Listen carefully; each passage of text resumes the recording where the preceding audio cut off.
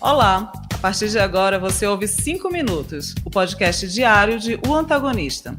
Eu sou Júlia Schiafarino e te conto o que acontece de mais importante na política, na economia e onde mais houver notícia. Desde o início do dia, o Antagonista mantém você bem informado. Bom dia! Hoje é sexta-feira, dia 30 de junho. Os olhos do país continuam voltados para o Tribunal Superior Eleitoral. A Corte retoma hoje o julgamento que define o futuro político de Jair Bolsonaro. Ontem o julgamento foi suspenso por 3 votos a 1 para tornar o ex-presidente inelegível. Eu converso com Guilherme Mendes. Guilherme é repórter de O Antagonista e acompanhou o julgamento de ontem. Oi, Gui, tudo bom? Oi, Ju. Oi, todo mundo dos 5 Minutos. Então, eu queria primeiro te perguntar sobre o julgamento de hoje. O TSE vai retomar e o que a gente pode esperar? Ju, a expectativa é que seja julgamento curto. É o último dia de julgamentos do ano e ele começa ao meio-dia.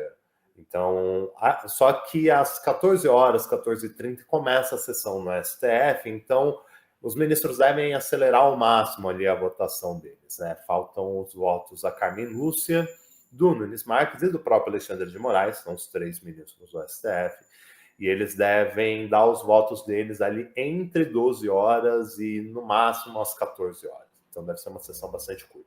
Então, a gente já pode esperar uma conclusão desse julgamento hoje? Acreditamos que sim. A questão é quem votará primeiro. A gente não sabe se quem votará primeiro é o ministro Nunes Marques ou é a ministra Carmen Lúcia.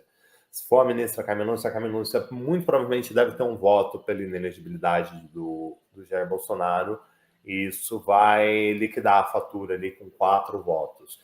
O ministro Nunes Marques, se ele votar depois, já com a fatura consolidada, aumentam as chances de que ele dê um voto diretamente para não peça vistas, o que pode inverter. Se ele for o primeiro a votar, ele tem a chance de pedir vista, o que é até esperado pela defesa do ex-presidente Jair Bolsonaro. Agora, Gui, eu queria que você fizesse uma avaliação sobre os votos que a gente teve ontem pela perda dos direitos políticos de Bolsonaro.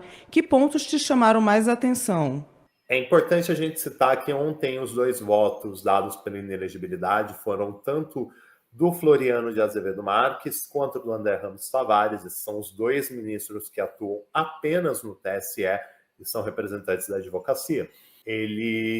O voto do Floriano é muito próximo, amigo pessoal do Alexandre de Moraes.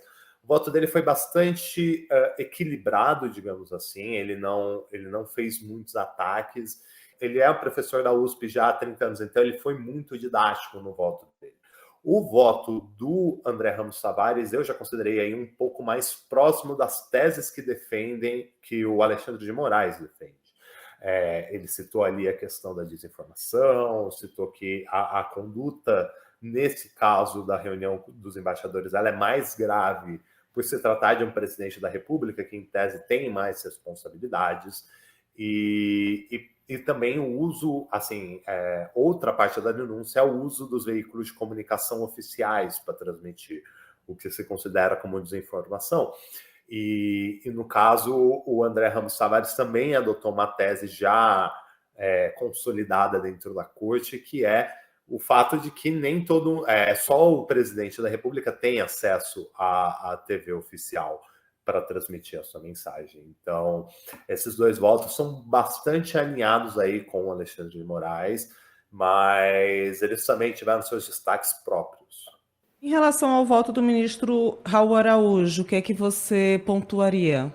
Olha, o voto do ministro ali, ele surpreendeu porque ele foi bastante longo, ele durou aí, os 2 primeiros votos, tanto do Raul Araújo quanto do Floriano, duraram aí por volta de 1h30 cada, foram bastante extensos. O Raul leu um voto de quase 50 páginas, e o Raul, ele deu uma relevada, uma certa passada de pano ali na atitude do Bolsonaro, né? Ele disse que as atitudes não foram graves o suficiente para motivar uma perda de direitos políticos por 8 anos. Ele considera que as falas são, até certo ponto, recrimináveis, mas com base na jurisprudência que o próprio TSE elaborou durante o período eleitoral do ano passado, eles consideram que há margem ali para se considerar o que o Bolsonaro fez como liberdade de expressão. Ele defendeu que há uma liberdade de expressão e que ele deveria ter o direito de falar isso, por mais condenável que seja. Então, o voto dele, assim, ao mesmo tempo, representou um certo banho de água fria para os bolsonaristas, que também esperavam que o Raul Araújo pudesse pedir vista do caso. Ele era um dos 2 ministros a quem o Bolsonaro tinha essa esperança. Obrigada novamente, viu? Bom dia. Para você também, um ótimo dia para todos os ouvintes nos 5 minutos. Agora uma correção. No episódio de ontem, eu disse que Lula desembarcaria na quinta-feira no Rio Grande do Sul. Na verdade, a agenda dele acontece hoje, sexta-feira. Lula terá um almoço com o governador Eduardo Leite, que é do PSDB. E Madonna recebeu alta depois de ter sido internada com uma infecção bacteriana. A turnê Celebration segue adiada. A gente torce por uma boa recuperação da cantora.